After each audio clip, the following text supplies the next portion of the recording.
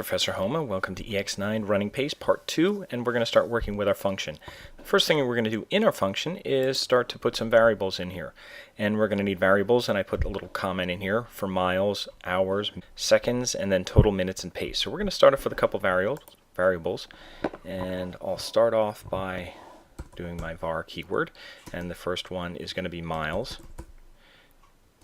And what we're going to do is we're going to get this from the value that we have in this text box up here, this input text box. So what we're going to do is going to do var miles equals, and we're going to do a document. I should have put that in first. There's our miles. So that's the ID that we're going to be getting it from, and we're going to be getting the value that goes in there. So we're going to use .value. So that's the value that's going to be going in there.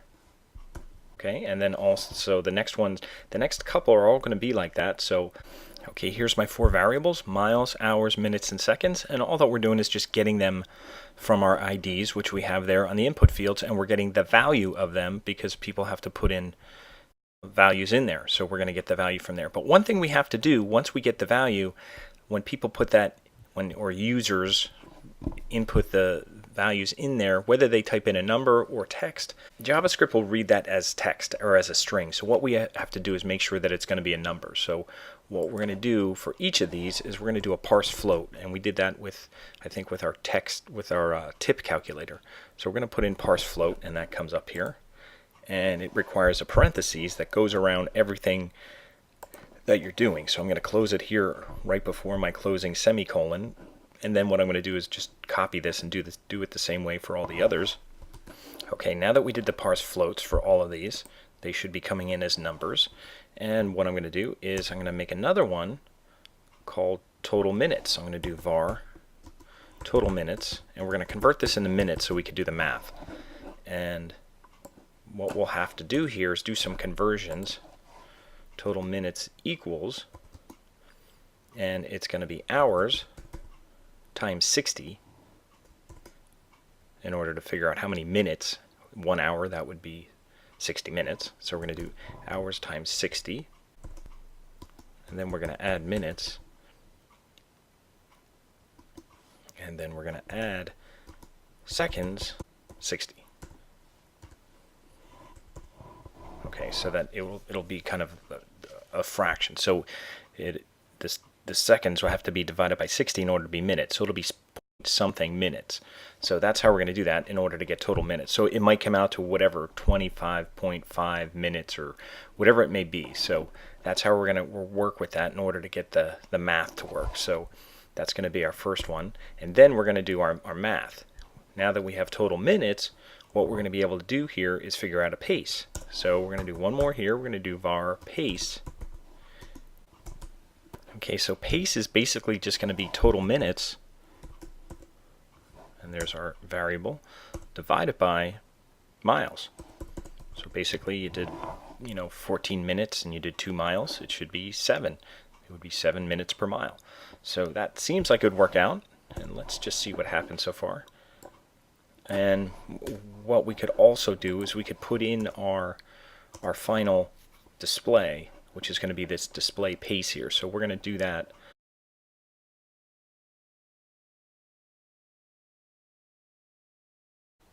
And then it's going to be .innerHTML equals. So whatever we're going to put in here, we're going to put in our final message here. So basically this is going to be, and we're going to have to change this. So the first thing we put in here,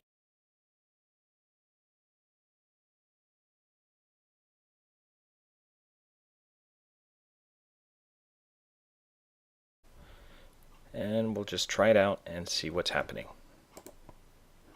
And here it is. Things look okay right now. I'll put in 3.1 miles, and I'll put in 25, 50, and I'll hit get pace. Nothing's happening. So we have to make sure we go up into our button and put button on click equals, and then we want to put the function name in here, the showPace. So that'll help.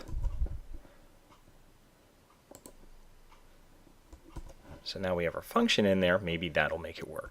So let's save this. Let's go up here. Let's refresh it. I'll put in 3.1. I'll put in a number, and I could even do something like, something easy, like 2 miles, and I'll put in 14. And I'll get my pace, and I'm getting not a number. So we have a problem here. So it's not doing anything for that. It's not even giving us 0, which is going to be a problem, which is why we're getting not a number for this. So we're going to have to fix that.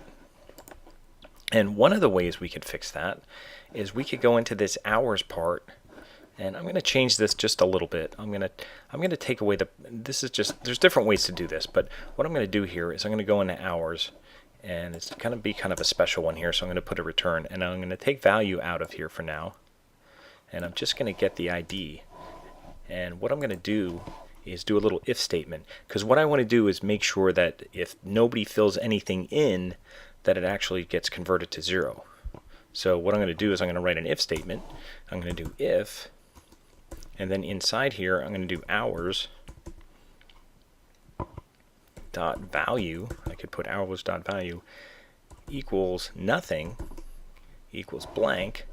Then what I'm going to do is just write then hours dot value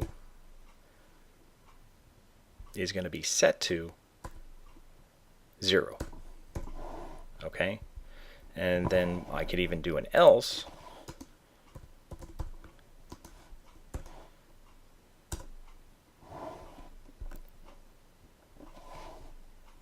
And just make sure that hours is set to hours dot value, and I could even do the parse float in here to make sure it converts that, and I'm going to see if that helps things so far. So I'm going to save it, and I'm going to come back here, and I'm going to refresh it. And again, I'll put in 2, I'll put in 14, and I'll get my pace. And I'm still getting not a number. And what I'm going to do here is just take the dot value out of here and just set the variable to be 0. And let me see if that gives us a number. I'll refresh that, and I'll put in 14. And I'll put in 2, and I'll put in 14. And we're getting 7 minutes per mile. So it's working so far by doing that. So again, what we needed here is we're saying if the value of hours is to nothing, then set the variable to be equal to 0. So then we can also do some other things with that. So we don't want that. We can't say if the value is nothing, then the value is something else, but we are going to say the variable equals that. So that fixed that, and that's converting it as a number. So it seems like it's working so far. Let's go back to here and try some other numbers, because that one works pretty even. How about if we do 15? And I'm getting 7.5 minutes per mile. And that's actually right, except that would be 7 minutes and 30 seconds. So we're going to have to do something so it's not doing that 0.5 kind of thing. Let's try a 5K. And we'll put 25 in here. And here now we're getting 8.0, we're getting some crazy number here. So we're going to have to fix this number a little bit, round it off a little bit. And also we don't want to be using seconds as whatever minutes point something. We actually want seconds to be seconds, so we're going to have to do a conversion back. So we kind of are on our way here with this little if statement. We kind of had to do a little conversion here to get hours, because hours is one that people don't typically run for hours, so that may be one that's blank. So in order to keep it from being blank, we did a little conditional statement that said if the value is blank, set the variable to be 0, and then we could take that 0 and do other things with it, and then it would actually, if the value is that, it would just add 0 into our equation. If not, it's going to, if people put in a 1, then it's going to use this. Then it should use this if it's anything above 0. But otherwise, it's probably just going to use this. unless they're running marathons and things like that. So, but we're going to have to do some things here to actually round off the number and to get the seconds and minutes to work and display properly. So we have a little bit more work to do.